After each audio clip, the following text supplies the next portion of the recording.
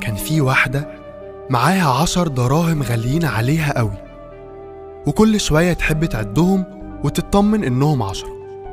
وفي يوم طلعتهم من الكيس علشان تعدهم زي كل مرة، بس لقيتهم 9 دراهم بس. اتخضت قوي.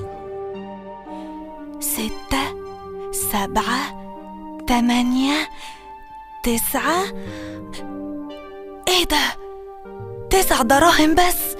ازاي؟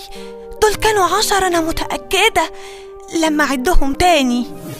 1 2 3 4 5 6. وفضلت تعدهم أكتر من مرة، وكل مرة بيطلعوا 9 دراهم بس مش 10. فحزنت وعيطت على الدرهم المفقود، لكنها قررت هتدور عليه لحد ما تلاقيه. وقامت بسرعة نورت كل الشموع اللي في بيتها علشان تشوف كويس وهي بتدور عليه، وفضلت تبص تحت الكراسي وتكنس الأرض.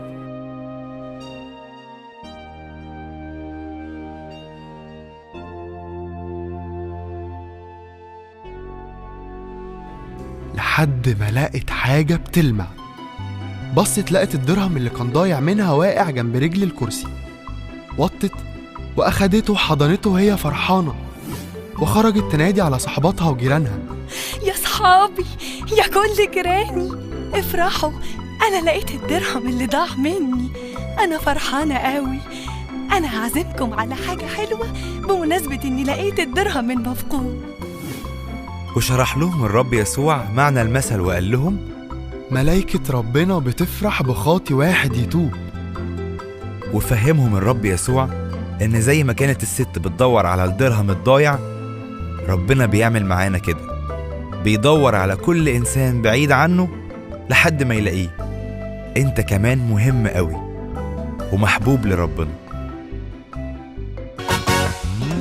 هلف وادور على أمثاله، هحكي وأقول وأتنطط، وهعلي الصوت إزاي أوصل للملكوت.